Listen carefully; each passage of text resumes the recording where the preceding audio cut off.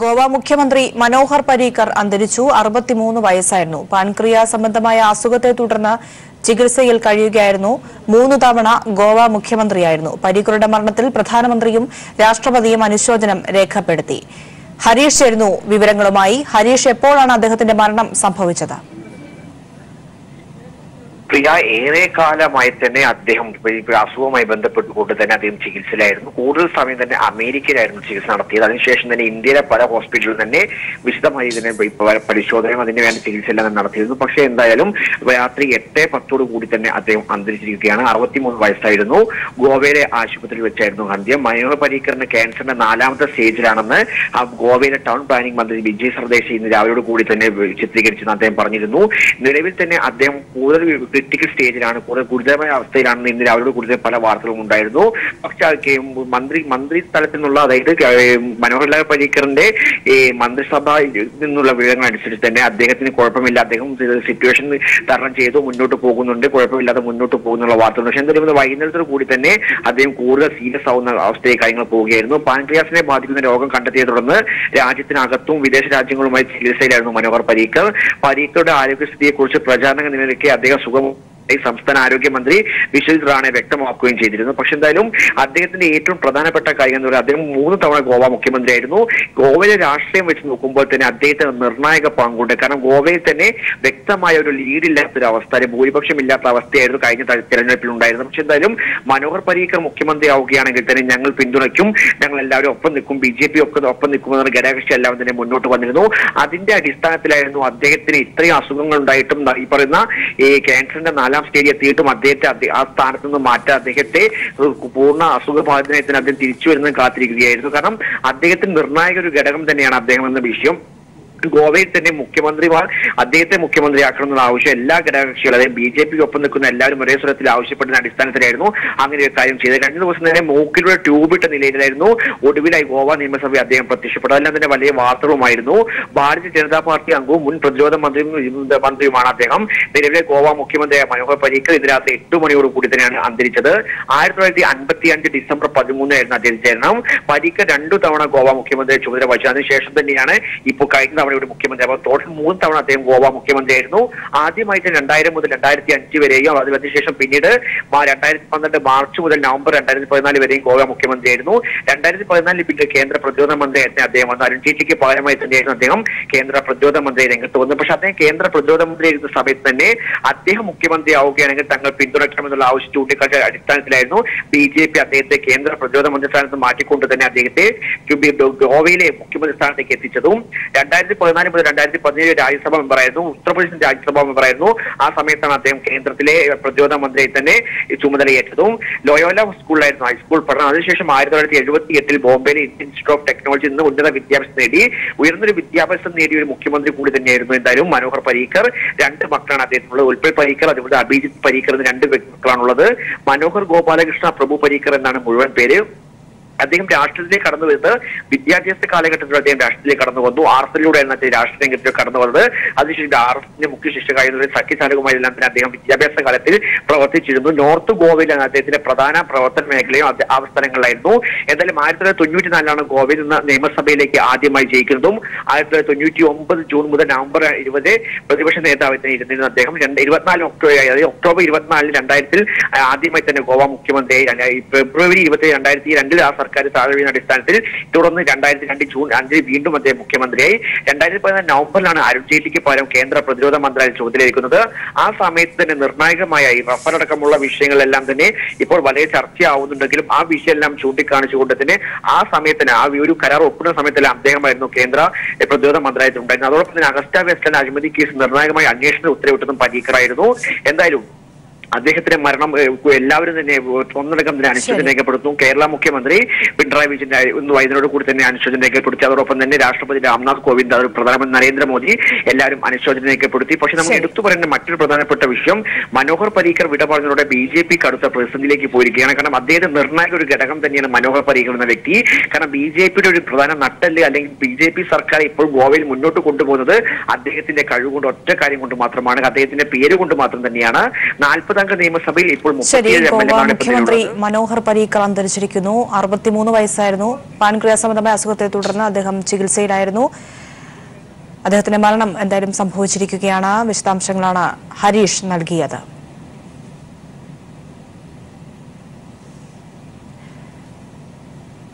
കോൺഗ്രസിന്റെ സ്ഥാനാർത്ഥി പട്ടിക ഇന്നും പൂർത്തീകരിക്കാനായില്ല. വയനാട് സീറ്റിൽ തർക്കം രൂക്ഷം. ഉമ്മൻചാണ്ടിയെ ദില്ലിക്ക് വിളിപ്പിച്ചു.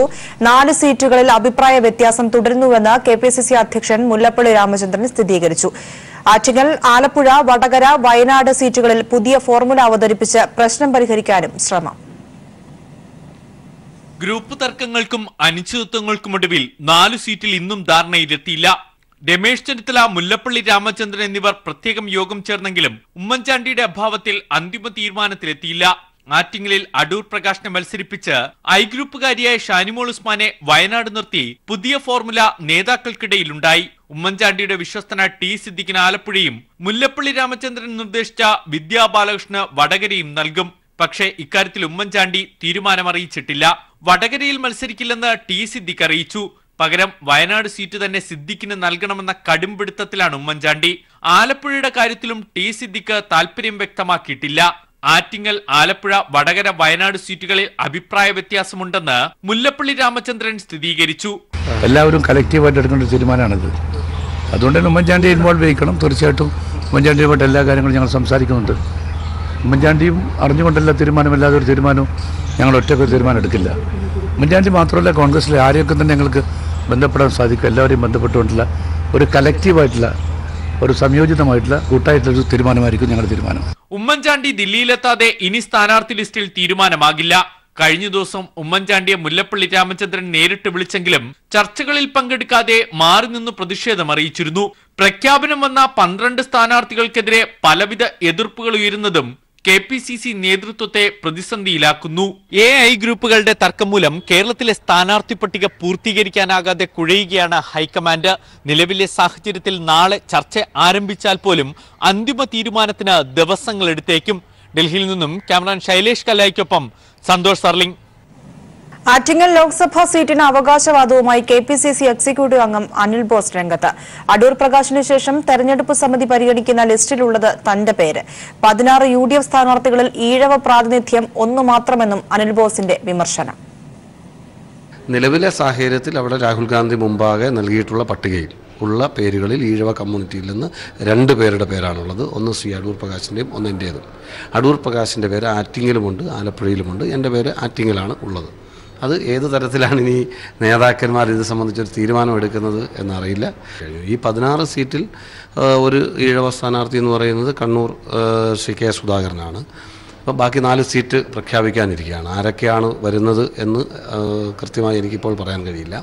നിലവിൽ ഒരു പുതുമുഖം എന്നുള്ള നിലയിൽ, അവസരം കിട്ടാത്ത ഒരാളെന്നുള്ള നിലയിൽ നമുക്ക് തരികയും നമ്മൾക്ക് ജയിക്കേണ്ട സീറ്റിലേക്ക് മാറാൻ ആലപ്പുഴയിൽ അദ്ദേഹത്തെ പരിഗണിക്കുകയും ചെയ്യുന്നുണ്ട് എന്ന് കൃത്യമായ ബോധ്യമാണ് എനിക്കുള്ളത്. BJP സ്ഥാനാർത്ഥി പട്ടിക നാളെ. തൃശൂരിൽ തുഷാർ വെള്ളാപ്പള്ളി NTA സ്ഥാനാർത്ഥിയാകും. പത്തനംതിട്ടയിൽ PS ശ്രീധരൻപിള്ളയ്ക്കാണ് മുൻതൂക്കം. സ്ഥാനാർത്ഥിത്വം അനിശ്ചിതത്വത്തിലായതോടെ പത്തനംതിട്ടയോ തൃശൂരോ ഇല്ലെങ്കിൽ മത്സരിക്കുന്നില്ലെന്നാണ് K സുരേന്ദ്രന്റെ നിലപാട്. ഇഷ്ട സീറ്റ് ഇല്ലെങ്കിൽ മത്സരിക്കാനില്ലെന്നാണ് നേതാക്കളുടെ കടുംപിടുത്തം. പ്രതീക്ഷ വയ്ക്കുന്ന മണ്ഡലങ്ങളിൽ പോലും വലിയ തർക്കം നിലനിൽക്കുന്നതിനിടെയാണ് അന്തിമ സ്ഥാനാർത്ഥി പട്ടികയ്ക്ക് BJP രൂപം നൽകിയിരിക്കുന്നത്. കേന്ദ്ര നേതാക്കളുമായി നടത്തിയ ചർച്ചകൾക്കൊടുവിലാണിത്. പത്തനംതിട്ടയിൽ K സുരേന്ദ്രൻ, MT രമേശ്, അൽഫോൺസ് കണ്ണന്താനം എന്നിവരെ വെട്ടി PS ശ്രീധരൻപിള്ളയ്ക്കാണ് മുൻതൂക്കം. NSS പിന്തുണ തനിക്കാണെന്ന് ശ്രീധരൻപിള്ള കേന്ദ്ര നേതൃത്വത്തോട് പറഞ്ഞു. പത്തനംതിട്ടയില്ലെങ്കിൽ തൃശൂരിൽ മത്സരിക്കാനാകുമെന്നായിരുന്നു K സുരേന്ദ്രന്റെ പ്രതീക്ഷ.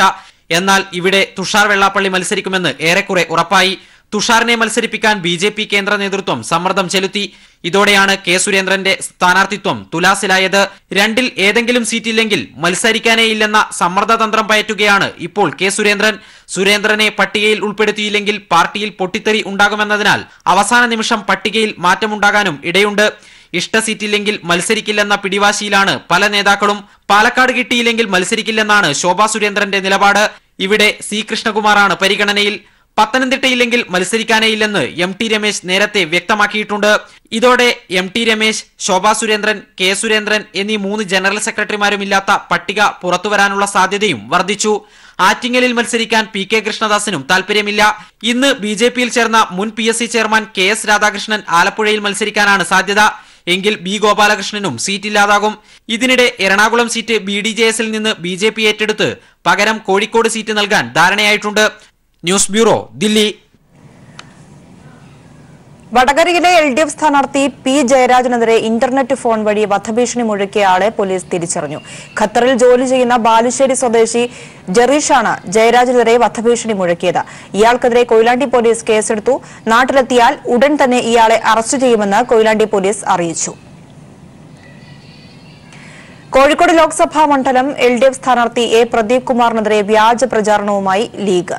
MLA ആയിരിക്കെ മായനാട് AUP സ്കൂളിന് 10 ലക്ഷം രൂപ അനുവദിച്ചു എന്നത് വ്യാജമാണെന്ന തരത്തിലാണ് ലീഗ് പ്രചാരണം.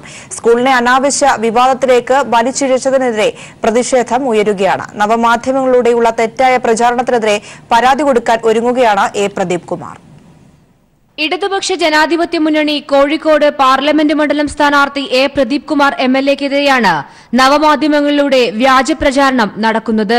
മായനാട് AUP സ്കൂളിൽ ഹൈടെക് അടുക്കള നിർമ്മാണത്തിനാണ് MLA ഫണ്ടിൽ നിന്ന് പ്രദീപ് കുമാർ 10 ലക്ഷം രൂപ അനുവദിച്ചത്. ഈ വർഷം ഫെബ്രുവരി 27-നാണ് MLA ഫണ്ടിൽ നിന്നും പണം നൽകിയത്. എന്നാൽ ലീഗ് ചെലവൂർ മേഖലാ സെക്രട്ടറി 2019 ഫെബ്രുവരി 20 വരെ സ്കൂളിന് പണം അനുവദിച്ചിട്ടില്ല എന്ന വിവരാവകാശ രേഖ പ്രചരിപ്പിച്ചാണ് വ്യാജ പ്രചാരണം നടത്തുന്നത്. PTA-യും സ്കൂൾ സ്റ്റാഫും MLAക്ക് അഭിവാദ്യമർപ്പിച്ചു വെച്ച ബോർഡും ലീഗിനെ ചൊടിപ്പിച്ചു. ഇതുപയോഗിച്ചാണ് ലീഗിന്റെ സോഷ്യൽ മീഡിയയിലൂടെയുള്ള വ്യാജ പ്രചാരണം. സ്കൂളിന് വികസനം മാത്രം സമ്മാനിച്ച MLAക്കെതിരെ തിരഞ്ഞെടുപ്പ് മുന്നിൽ കണ്ടാണ് ഇത്തരം പ്രചാരണം നടക്കുന്നത് എന്നും സ്കൂളിനെ അനാവശ്യ വിവാദത്തിലേക്ക് വലിച്ചിഴച്ചതിനെതിരെ നിയമ നടപടി സ്വീകരിക്കുമെന്നും PTA പ്രസിഡന്റ് വ്യക്തമാക്കി. കളക്ടറേറ്റിലേക്ക് അതിന്റെ പേപ്പർ വർക്കുകൾ ചെയ്യുന്നുണ്ട് എന്നുള്ളത് നമുക്ക് ബോധ്യപ്പെട്ടതാണ്. അപ്പോൾ നമ്മൾ നിരന്തരം അതിന്റെ പിന്നാലെ തന്നെ നമ്മൾ MLAന്റെ ഓഫീസുമായിട്ട് ബന്ധപ്പെടാറുണ്ട്. അപ്പോൾ അതിന്റെ അടിസ്ഥാനത്തിൽ ആ ഒരു ഫണ്ട് നമുക്ക് അതിന്റെ എല്ലാ പ്രവർത്തനങ്ങളും പേപ്പർ വർക്കുകളൊക്കെ നടന്നിട്ടുണ്ട് എന്നുള്ള ബോധ്യത്തിൻ്റെ അടിസ്ഥാനത്തിലാണ് നമ്മൾ PTA, MPTA, സ്റ്റാഫ് തുടങ്ങിയ പേരിൽ നമ്മൾ ഇവിടെ MLAക്ക് നമ്മൾ അഭിവാദ്യം അർപ്പിച്ച് ഇവിടെ ഒരു ഫ്ലെക്സും വെച്ചിട്ടുണ്ട്. അതുപോലെ തന്നെ ഈ സ്കൂളിന് ഈ ഒരു വികസനം പ്രവർത്തനത്തിന് വേണ്ടി നമുക്കൊരു ഫണ്ട് വെച്ചാൽ MLAയുടെ പേരിലും കരിവാരി തെക്കുന്ന ഒരു രീതിയിലൊരു പ്രവർത്തനമാണ് ആ മറുരാഷ്ട്രീയക്കാരുടെ ഭാഗത്തു നിന്നുണ്ടായത്. ഡിസംബറിൽ പ്രഖ്യാപിച്ച പദ്ധതി സ്കൂളിന് വലിയ പ്രതീക്ഷ നൽകുമെന്ന് വിദ്യാർത്ഥികളും അധ്യാപകരും പറയുമ്പോഴാണ് ലീഗിന്റെ തിരഞ്ഞെടുപ്പ് മുന്നിൽ കണ്ടുള്ള വ്യാജ പ്രചാരണം. ഇതിനെതിരെ സൈബർ കുറ്റകൃത്യത്തിന് പോലീസിലും തെരഞ്ഞെടുപ്പ് കമ്മീഷനും പരാതി നൽകാൻ ഒരുങ്ങുകയാണ് A പ്രദീപ് കുമാർ. കോഴിക്കോട് ലോക്സഭാ മണ്ഡലം ഇടതുപക്ഷ ജനാധിപത്യ മുന്നണി സ്ഥാനാർത്ഥി A പ്രദീപ് കുമാർ MLA ആയിരിക്കെ നടത്തിയ വികസന നേട്ടങ്ങളെ കുറച്ചു കാണിക്കാൻ വേണ്ടിയാണ് ലീഗിന്റെ വ്യാജ പ്രചാരണം. ഇതിനെതിരെ നിയമ നടപടിക്ക് ഒരുങ്ങുകയാണ് A പ്രദീപ് കുമാറും സ്കൂൾ അധികൃതരും. ക്യാമറാമാൻ ഇക്ബാൽ വട്ടംകുളത്തിനൊപ്പം മേഘമാധവൻ, കോഴിക്കോട്. 2019 ശേഷം ഇനി തെരഞ്ഞെടുപ്പ് നടക്കില്ലെന്ന BJP MP സാക്ഷി മഹാരാജിന്റെ പ്രസ്താവന സംഘപരിവാറിന്റെ ഉള്ളിലിരിപ്പെന്ന് CPIM പോളിറ്റ് ബ്യൂറോ അംഗം MA ബേബി. ഫ്രോഡിയൻ സ്ലിപ്പിലൂടെ പുറത്തുവന്നത് ഗുരുതരമായ ചിന്താഗതിയാണ്. ആർക്കും വരാനും പോകാനും കഴിയുന്ന സമാന പ്രത്യയശാസ്ത്രമുള്ള പാർട്ടിയാണ് BJPയും കോൺഗ്രസും എന്നതാണ് ഇപ്പോൾ തെളിയുന്നത്. സംസ്ഥാനത്ത് ഏറ്റവും കാര്യക്ഷമമായി പ്രവർത്തിച്ചത് പിണറായി വിജയൻ സർക്കാരെന്നും CPIM പോളിറ്റ് ബ്യൂറോ അംഗം MA Baby Kairali TV news director NP ചന്ദ്രശേഖരന് നൽകിയ അഭിമുഖത്തിൽ വ്യക്തമാക്കി. ഈ ലോക്സഭാ തെരഞ്ഞെടുപ്പിൽ മോദിയുടെ മുന്നേറ്റമുണ്ടാകുമെന്നും തുടർന്ന് രാജ്യത്ത് തെരഞ്ഞെടുപ്പുകൾ തന്നെ ഇല്ലാതാകുമെന്നുമാണ് BJP MP സാക്ഷി മഹാരാജ് കഴിഞ്ഞ ദിവസം നടത്തിയ വിവാദ പ്രസംഗം. സംഘപരിവാർ സംഘടനകളുടെ മനസ്സിലിരിപ്പാണ് ഫ്രോയിഡിയൻ സ്ലിപ്പിലൂടെ പുറത്തുവന്ന ഈ ഗുരുതര പ്രസ്താവനയെന്ന് CPIM പോളിറ്റ് ബ്യൂറോ അംഗം MA ബേബി പറഞ്ഞു. കൈരളി പീപ്പിൾ ന്യൂസ് ഡയറക്ടർ നടത്തിയ അന്യോന്യം പരിപാടിയിലായിരുന്നു ബേബിയുടെ പ്രതികരണം. ഈ ഫ്രോയിഡിയൻ സ്ലിപ്പ് എന്ന് പറയുന്ന പോലെ ചിലത് അവരുടെ ചിന്തയിലോ സ്വപ്നത്തിലോ ആഗ്രഹങ്ങളിലോ ഉള്ളത് വാചകങ്ങളായിട്ട് ചിലപ്പോൾ കടന്നു വരും. ഹിറ്റ്ലർ തെരഞ്ഞെടുപ്പിലൂടെ തന്നെ അധികാരത്തിൽ വന്നിട്ടാണ് തെരഞ്ഞെടുപ്പുകളെ മുഴുവൻ അപ്രസക്തമാക്കുന്ന നടപടികൾ സ്വീകരിച്ചിട്ടുള്ളത്. അതൊരു പ്രശ്നമാകുന്ന അവസ്ഥയാണ് സാക്ഷി മഹാരാജും നരേന്ദ്രമോദിയും എല്ലാം കൂടെ ചേർന്ന് ഇന്ത്യയിൽ സൃഷ്ടിച്ചുകൊണ്ടിരിക്കുന്നത്. കേരളത്തിലെ സമകാലീന രാഷ്ട്രീയ സംഭവ വികാസങ്ങളിലും അദ്ദേഹം പ്രതികരിച്ചു. കോൺഗ്രസ് PJ ജോസഫിനോട് മ്ലേച്ഛമായ നിലപാടാണ് സ്വീകരിച്ചത്. KV തോമസിനോടാകട്ടെ ജനാധിപത്യ മര്യാദയും കാണിച്ചില്ല. ഇവിടെ വ്യക്തമാവുന്നത് അങ്ങോട്ടും ഇങ്ങോട്ടും എപ്പോഴും പോകാവുന്നതും വരാവുന്നവരുമായ ഒരു രീതിയാണ് BJPയെയും കോൺഗ്രസിനെയും UDFനെയും സംബന്ധിച്ചുള്ളത് എന്ന് ഇന്നത്തെ ഈ രണ്ട് മുന്നണിയുടെയും അവസ്ഥ നമ്മളോട് പറയുകയാണ്. കോൺഗ്രസിന്റെ അറിവോടെയാണോ മുസ്ലിം ലീഗ് SDPI ചർച്ച നടന്നത് എന്നത് വ്യക്തമാക്കണം. ഇത് അത്യന്തം ആപൽക്കരമായ രാഷ്ട്രീയ നീക്കമാണെന്നും ബേബി വ്യക്തമാക്കി. ശബരിമല വിഷയത്തിൽ വിശ്വാസികളുടെ താൽപര്യം സംരക്ഷിച്ചവരാണ് സംസ്ഥാന സർക്കാർ.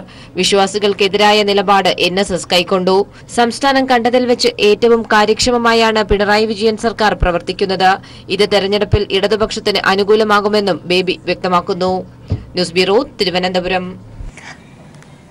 പ്രചരണത്തിന്റെ ആദ്യഘട്ടം പൂർത്തിയാക്കിയ ആറ്റിങ്ങൽ മണ്ഡലം LDF സ്ഥാനാർത്ഥി ഡോക്ടർ A സമ്പത്ത് കഴിഞ്ഞ 3 തവണയും നൽകിയ സ്വീകരണം തന്നെയാണ് ജനങ്ങൾ ഇത്തവണയും നൽകുന്നതെന്നും എതിർ സ്ഥാനാർത്ഥി ആരായാലും തന്നെ ജനങ്ങൾ സ്വീകരിക്കുമെന്ന് ഉറപ്പാണെന്നും അദ്ദേഹം പറഞ്ഞു. UDFനെ പിന്തുണയ്ക്കാനുള്ള തീരുമാനത്തിലൂടെ RMPയുടെ അധപതനം പൂർത്തിയായെന്ന് P ജയരാജൻ.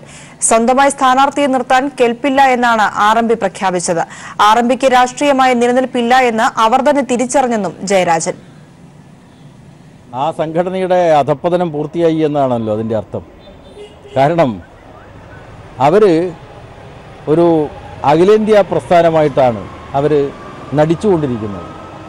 അപ്പോൾ അത്തരമൊരു പാർട്ടിക്ക് കുറച്ച് ആളുകളുള്ള വടകര മണ്ഡലത്തിൽ സ്വന്തമായി സ്ഥാനാർത്ഥിയെ നിർത്താൻ കഴിവില്ല എന്നതാണ് ഇതിലൂടെ അവർ പ്രഖ്യാപിക്കുന്നത്. അപ്പോൾ സാധാരണ ഈ പാത്രം കിണറ്റിൽ വീണത് സംബന്ധിച്ച് പറയുന്നുണ്ടല്ലോ, ഏകപട ത്രിപട പഞ്ചപട കടാരകൂടും. അതുപോലെ ആ സംഘടനക്ക് രാഷ്ട്രീയമായിട്ട് നിലനിൽപ്പില്ല എന്ന് ഇതിനകം തെളിയിച്ചു കഴിഞ്ഞിട്ടുണ്ട്. അതിൻ്റെ അന്ത്യം കുറിക്കുന്ന തീരുമാനമാണ് അവരിപ്പോൾ കൈക്കൊള്ളതായി മാധ്യമങ്ങളിലൂടെ മനസ്സിലായി.